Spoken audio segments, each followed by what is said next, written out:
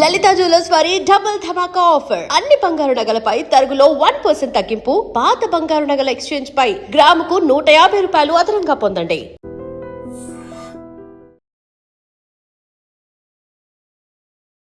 ఇంట గెలిచి రచ్చ గెలవాలంటారు, కానీ అతను మాత్రం ముందు రచ్చ గెలిచి ఆ తర్వాత ఇంటికి వస్తానంటాడు.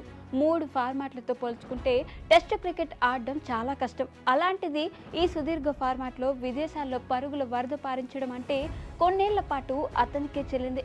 స్వదేశంలో ఎవరైనా ఆడతారు, సెంచరీల మీద సెంచరీలు బాధేస్తారు. అయితే విదేశీ గడ్డపై రాణించాలంటే మాత్రం అసాధారణ టాలెంట్, అద్భుతమైన టెక్నిక్తో పాటు గంటల కొద్ది క్రీజ్లో ఉండే ఓపిక కావాలి. ఈ లక్షణాలన్నీ ఒకరిలో ఉన్నాయి. కానీ అతని గురించి మనం ఈరోజు మాట్లాడుకోవడం మానేశాం. చేసింది 5,000 పరుగులైనా, ఆడింది 10 ఏళ్ళైనా అతను జట్టులో ఉంటే ఆ భరోసా వేరేలా ఉండేది. సచిన్, ద్రవిడ్, లక్ష్మణ్ రిటైర్మెంట్ ప్రకటించిన తర్వాత పుజారా, కోహ్లీల గురించి మనం మాట్లాడుకున్నాం. కానీ లక్ష్మణ్ లాంటి ఆ ఆపద్బాంధవుని మనం మర్చిపోయాం. సైలెంట్గా జట్టులోకి వచ్చి సైలెంట్ హీరోగా క్రికెట్ నుంచి తప్పుకున్నాడు. భారీ ఇన్నింగ్స్లు ఆడకపోయినా, విధ్వంసం లేకపోయినా తన క్లాసికల్ బ్యాటింగ్తో కూల్గా చేయాల్సిన డ్యామేజ్ చేసేవాడు. ఫారెన్ పిచ్లపై పుజారా, కోహ్లీ సైతం పరుగులు చేయడానికి కష్టపడిన సిరీస్లో కూడా అతను మాత్రం అలవోకగా ఆడేవాడు. టెస్ట్ క్రికెట్లో కొనసాగుతున్నంత కాలం తనకంటూ ఒక మార్కు వేసుకున్న ఆ team India cricketer Ajinkya Rahane. Indian test cricket middle ఆర్డర్లో ఒక మార్క్ సెట్ చేసిన రహానే జూలై 30న అంతర్జాతీయ క్రికెట్కు రిటైర్మెంట్ ప్రకటించాడు. Today, I feel the timing is right for me to move on and announce my retirement from international cricket and all formats. తన retirement వార్తను Instagram లో post ద్వారా షేర్ చేసుకున్నాడు. క్యాప్ 278 సైనింగ్ ఆఫ్ అనే caption తో ఒక video upload చేసి తన భావోద్వేగాన్ని చెప్పుకున్నాడు. ఇన్నేళ్లుగా మీరు చూపించిన ప్రేమకు, సపోర్ట్కు ధన్యవాదాలు చెప్పి గుడ్ బై చెప్పాడు. 2011లో క్రికెట్లోకి అరంగేట్రం చేసిన రహానే తన 15 ఏళ్ల క్రికెట్ కెరీర్కు నేటితో ముగింపు పలికాడు. టెస్ట్ స్పెషలిస్ట్గా ఎన్నో మ్యాచ్ల్లో టీమిండియాకు కీలక ఇన్నింగ్స్లు ఆడాడు. అజింక్య రహానే అంటే అందరికీ ఒక క్లాస్ బ్యాటర్గా, టెస్ట్ స్పెషలిస్ట్గా తెలుసు. 5వ స్థానంలో కొన్నేళ్ల పాటు టెస్ట్ క్రికెట్లో ఆడేవాడని, కాంప్లిమెంట్స్కు దగ్గరగా, విమర్శలకు దూరంగా ఉండేవాడని కొంతమంది చెప్పుకొస్తారు. అయితే రహానే బ్యాటింగ్ లోతు గమనిస్తే అతను ఒక వరల్డ్ క్లాస్ బ్యాటర్ అనకుండా ఉండలేం. 85 టెస్టులు, 5,000 పరుగులు, 12 సెంచరీలు. ఈ గణాంకాలు చూస్తుంటే ఏదో నార్మల్ బ్యాటర్ అని మనం అనుకోవచ్చు. అయితే అతనికి అప్పగించిన రోల్ను అతను సమర్థవంతంగా పోషించేవాడు. ముఖ్యంగా రహానేకు విదేశాల గడ్డపై అద్భుతమైన రికార్డు ఉంది. రహానే తన కెరీర్ ప్రారంభంలో వరుసగా విదేశీ సిరీస్లు ఆడాల్సి వచ్చింది. సాధారణంగా ఒక ప్లేయర్ టెస్ట్ క్రికెట్లో ఆడడమే కష్టం అనుకుంటే రహానేకు మాత్రం కఠిన విదేశీ పిచ్లు ఛాలెంజింగ్గా మారాయి.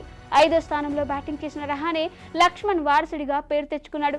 తన తొలి విదేశీ టెస్టులో 47 పరుగులు చేసి ఆకట్టుకున్నాడు. ఆ తర్వాత జరిగిన 2వ టెస్టులో రహానేలోని అసలు సత్తా బయటపడింది. సౌత్ ఆఫ్రికాలోని డర్బన్ పిచ్ అంటే ఫాస్ట్ బౌలర్లకు స్వర్గధామం. అందులోనూ సౌత్ ఆఫ్రికాలో Steyn, Philander, Morne Morkel, Jacques Kallis లాంటి నికాసైన ఫాస్ట్ బౌలర్లతో నిండిపోయింది. అయితే రహానే మాత్రం వీటికి భయపడలేదు. టీమిండియాను ఆదుకోవడానికి ఒక్కడే పోరాడాడు. దుర్భేద్యమైన ఫాస్ట్ బౌలింగ్ అటాక్కు ఎదురు నిలిచి తొలి ఇన్నింగ్స్లో 51 పరుగులు చేసి నాట్అవుట్గా నిలిచాడు. ఇక రెండో ఇన్నింగ్స్లో అయితే 96 పరుగులు చేసి జట్టును ఓటమి నుంచి తప్పించే ప్రయత్నం చేశాడు.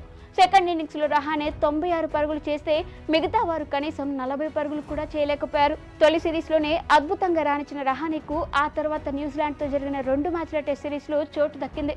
తొలి టెస్టులో పెద్దగా రాణించకపోయినా రెండో టెస్టులో మాత్రం దుమ్ము లేపాడు. వెలింగ్టన్లో జరిగిన ఈ టెస్టులో 118 పరుగులు చేసి జట్టుకు భారీ ఆధిక్యాన్ని అందించాడు. రహానే కెరీర్లో ఇదే మొదటి సెంచరీ కావడం విశేషం. ఇండియా ఈ టెస్ట్ మ్యాచ్ డ్రా చేసుకోవడానికి రహానే కారణం అనే విషయాన్ని ఇక్కడ గమనించాలి. ఇలా వరుసగా సౌత్ ఆఫ్రికా, న్యూజిలాండ్ పిచ్చులపై రన్స్ కొట్టిన రహానే తన నిలకడను చూపించాడు.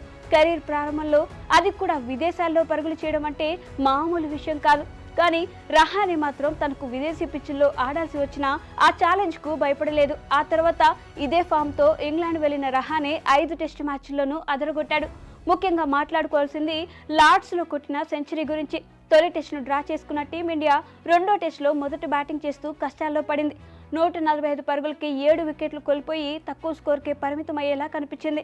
కానీ రహానే మాత్రం జట్టును ఆదుకున్నాడు. ఇంగ్లాండ్ పేస్, స్వింగ్ బౌలర్లను తట్టుకొని పరుగులు చేశాడు. మరో ఇంట్లో భువనేశ్వర్ కుమార్ సహాయంతో 90 పరుగుల కీలక భాగస్వామ్యాన్ని నెలకొల్పాడు. ఓవరాల్గా 103 పరుగులు చేసి జట్టు స్కోర్ను 295 పరుగులకు చేర్చాడు. ఈ మ్యాచ్లో రహానే సెంచరీతోనే ఇండియా చారిత్రాత్మక విజయం సాధించింది. ఇక ఈ సిరీస్ మొత్తంలో మన బ్యాటింగ్ గురించి మాట్లాడుకోవాలనుకుంటే పుజారా, కోహ్లీ దారుణంగా విఫలం కాగా రహానే ఒక్కడే 35 యావరేజ్తో పరుగులు చేసి రాణించాడు. ఇక ఇదే ఏడాది చివర్లో ఆస్ట్రేలియా పర్యటనలోనూ రహానే వేరే లెవెల్లో రాణించాడు. 4 టెస్టుల్లో 362 పరుగులు చేసి మరోసారి విదేశాల గడ్డపై సత్తా చాటాడు. ముఖ్యంగా మెల్బోర్న్ స్టేడియంలో కోహ్లీతో కలిసి నెలకొల్పిన 262 పరుగుల భాగస్వామ్యం నెక్స్ట్ లెవెల్ అని చెప్పుకోవాలి. ఈ మ్యాచ్లో రహానే 147 పరుగులు చేసి విదేశాల్లో తన అత్యధిక స్కోర్ నమోదు చేశాడు. ఇదే సిరీస్లో తొలి అడిలైడ్లో జరిగిన తొలి టెస్టులో హాఫ్ సెంచరీ, బ్రిస్బేన్లో జరిగిన రెండో టెస్టులోనూ 81 పరుగులు చేసి ఆకట్టుకున్నాడు. ఇలా రహానే ఏడాదిలోనే న్యూజిలాండ్, ఇంగ్లాండ్, ఆస్ట్రేలియా గడ్డపై టెస్ట్ సెంచరీలు నమోదు చేశాడు. సౌత్ ఆఫ్రికాపై 96 పరుగులతో త్రుటిలో సెంచరీ చేజార్చుకున్నాడు. ఈ 4 విదేశీ సిరీసుల్లో రహానే ఒక్కడే నిలకడగా రాణించి విదేశీ గడ్డపై హీరోగా నిలిచాడు. 2015లో శ్రీలంక స్పిన్ పిచ్లపై రహానే తన తడాకా చూపించాడు. గాలే వేదికగా జరిగిన రెండో టెస్టులో కఠినమైన లంక స్పిన్ అటాక్ను సమర్థవంతంగా ఎదుర్కొని 126 పరుగులు చేశాడు. ఈ మ్యాచ్లో ఇండియా ఘన విజయం సాధించడం విశేషం. ఇక 2016లో వెస్టిండీస్ గడ్డపై రహానే అదరగొట్టాడు. కింగ్స్టన్లో సెంచరీ కొట్టి శభాష్ అనిపించుకున్నాడు. దీంతో వెస్టిండీస్ గడ్డపై కూడా సెంచరీ కొట్టి విదేశాల్లో మన జట్టుకు కీ ప్లేయర్గా మారాడు. బౌన్స్, స్వింగ్, యార్కర్ ఇలా ఫాస్ట్ బౌలర్ అంటే రహానేకు చాలా ఈజీ. స్వదేశంలో స్పిన్నర్లకు ఇబ్బంది పడినా విదేశాల్లో మాత్రం నమ్మకంగా రాణించేవాడు.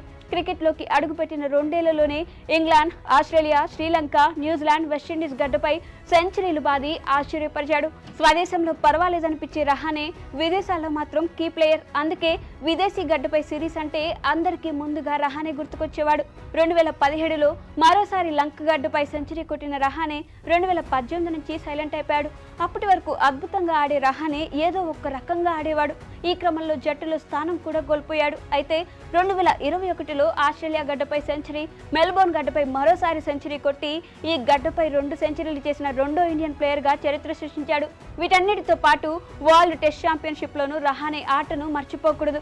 తొలిసారి 2021లో న్యూజిలాండ్పై జరిగిన WTC ఫైనల్లో 49 పరుగులు, 2023లో ఆస్ట్రేలియాపై జరిగిన ఫైనల్లోనూ 89 పరుగులు చేసి టాప్ స్కోరర్గా నిలిచాడు. ఇలా విదేశీ సిరీస్లు అంటే రహానేకు ఎక్కడ లేని పూనకం వస్తుంది. తన కెరీర్ యావరేజ్ 40 ఉన్నా విదేశాల్లో మాత్రం 45 యావరేజ్తో పరుగులు చేశాడు. 5వ స్థానంలో లక్ష్మణ్ లేని లోటును తీర్చి ఒక అన్సంగ్ హీరోగా మిగిలాడు. ఇక స్వదేశంలో కూడా రహానే బ్యాటింగ్ ట్రాక్ రికార్డ్ అద్భుతంగా ఉంది.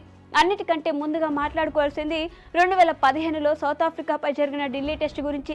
ఈ టెస్టులో 2 జట్లలోని బ్యాటర్లు ఇబ్బంది పడిన వేళ రహానే మాత్రం 2 ఇన్నింగ్స్లో సెంచరీ కొట్టి దుమ్మురేపాడు. 2016లో న్యూజిలాండ్తో జరిగిన ఇండోర్ టెస్టులో కోహ్లీతో కలిసి 365 పరుగుల భాగస్వామ్యాన్ని నెలకొల్పడం విశేషం. ఈ మ్యాచ్లో 188 పరుగులు చేసి కెరీర్లో తొలి డబుల్ సెంచరీ చేసే అవకాశాన్ని కోల్పోయాడు. ఇక రహానే కెప్టెన్సీలో ఇండియా ఒక్క టెస్ట్ మ్యాచ్ కూడా ఓడిపోలేదు. 6 మ్యాచ్ల్లో కెప్టెన్సీ చేస్తే 4 విజయాలు, 2 డ్రా అయ్యాయి. విరాట్ కోహ్లీ కెప్టెన్గా ఉన్నప్పుడు రహానే టీమిండియా టెస్ట్ జట్టుకు వైస్ కెప్టెన్గా వ్యవహరించాడు. 2020, 2021 బోర్డో గవాస్కర్ ట్రోఫీలో రహానే కెప్టెన్సీలో టీమిండియా టైటిల్ గెలిచాక కంగారూల గడ్డపై సంచలనం సృష్టించింది. అది కూడా ఒక యంగ్ టీమిండియాతో పటిష్టమైన ఆస్ట్రేలియాపై సిరీస్ను గెలిపించడం అంటే ఇక్కడ అతిపెద్ద హైలైట్. వన్డేల్లో కూడా అద్భుతంగా ఆడిన రహానే తీవ్రమైన పోటీ కారణంగా చోటు దక్కించుకోలేకపోయాడు. శిఖర్ ధవన్, రోహిత్ శర్మ, విరాట్ కోహ్లీ టాప్ ఫామ్ కారణంగా దురదృష్టవశాత్తు జట్టులో చోటు కోల్పోయాడు. రహానే కెరీర్ మొత్తంలో కూడా ఎప్పుడూ ఎవరిని విమర్శించలేదు, ఎవరితోనూ గొడవలు కూడా పెట్టుకోలేదు. ఎప్పుడూ ప్రశాంతంగా ఉంటూ తన పని తాను చేసుకుపోయేవాడు. 100 టెస్టులు ఆడాలనే తన కోరికను గత ఏడాది వెల్లడించిన 85 టెస్టులతో సరిపెట్టుకున్నాడు.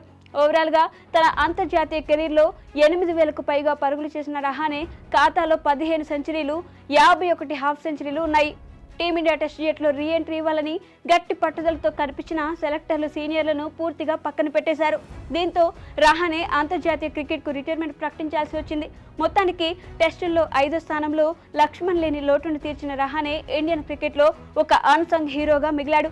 మరి రహానే క్రికెట్ కెరీర్ మీకు ఎలా అనిపించిందో మీ అభిప్రాయాలను కామెంట్స్ రూపంలో తెలియజేయండి. And for more videos, Please subscribe to iDream. Please subscribe to iDream. Please subscribe iDream. And please subscribe to iDream. For more videos, subscribe to iDream. please like, share, and subscribe to the channel. Congratulations, iDream. subscribe to iDream.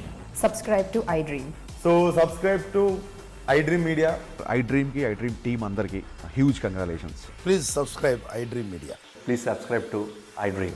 Subscribe iDream. Please subscribe to iDream. I dream అంటే నా కళల ఛానల్ను subscribe చేసుకున్న నోరు తిరుగుతలేదు. మీరైతే గంట గుర్తు కొట్టు. For more such videos, please subscribe to iDream.